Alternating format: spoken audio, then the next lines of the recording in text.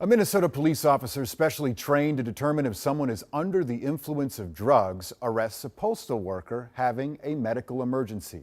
It's a case that ends with an innocent man dead. A warning for viewers: this report contains graphic video. AJ Legault has the story as part of his long-running investigative series, Cruel and Unusual. The Dakota County Jail, November 17th, 2024.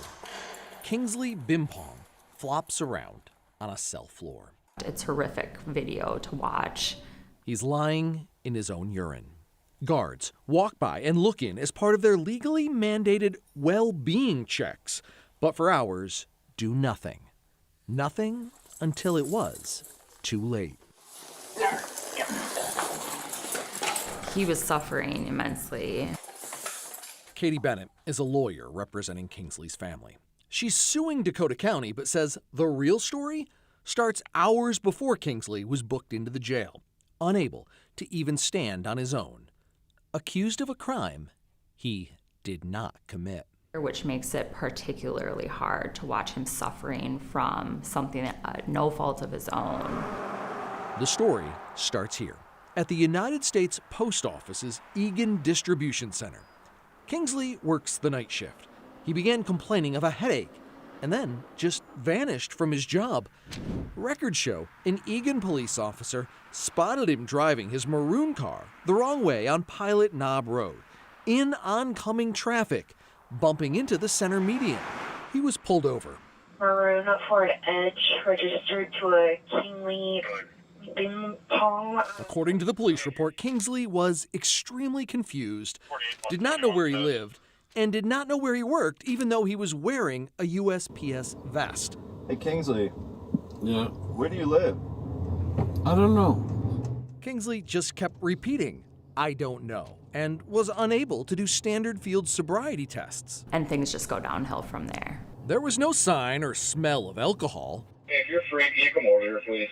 So Officer Martin Jensen, Eagan's Specialized Drug Recognition Evaluator, or DRE, was called to the scene. DRE officers go through advanced training by the Minnesota State Patrol to help identify drivers impaired by drugs and distinguish them from those suffering medical emergencies. They're trained on a 12-step process, but according to Bennett, that protocol was ignored. Basically, none of those are done. The lawsuit alleges Officer Jensen can be heard on body cam saying doing a DRE evaluation would just be a whole bunch of time wasted. And when asked if Kingsley should be taken to the hospital, the DRE officer responded, "For what?"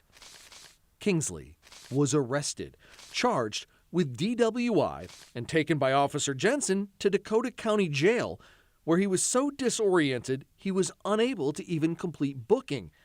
Instead of getting a medical screening, jail video shows he was placed in a cell. Minutes later, he falls, and hour after hour after hour, he rolls on the floor, unable to stand, urinating on himself repeatedly. Guards look in and document inmate and cell okay. Paperwork says they checked on him and he was okay. He was clearly not okay. What was he? Dying. More than 3 hours went by until a female guard noted he was foaming at the mouth, having seizure-like activity, and the jail nurse was finally called. Come on, son. Belly up. Wake up. Wake up. Acting on the information that he was on drugs, she administers Narcan, with no results. Come on. Can you look at me? Wake up. As paramedics arrive, you can hear a guard and nurse discuss how Kingsley was ignored, the so-called well-being checks, just for show. He said he's been like that all night. Not to worry about it. No, that's not okay. Well, his person is not checking when he's doing rounds. He's just walking by and scanning. Finally, taken to the hospital, where it was determined he'd been suffering for hours when every minute counted from an untreated stroke. Our investigation finds DRE officers are specifically trained that subjects suffering from a stroke will often have a dazed appearance and be confused, and warned a stroke may mimic drug and alcohol impairment. At the hospital, Kingsley was declared brain dead. The state crime lab later confirmed there were in his system no drugs. For KARE 11 Investigates, I'm AJ Legault. The city of Eagan and Dakota County have not yet filed a legal response to the lawsuit. Eagan's police chief and Officer Jensen, along with the Dakota County Sheriff, declined to comment for this report.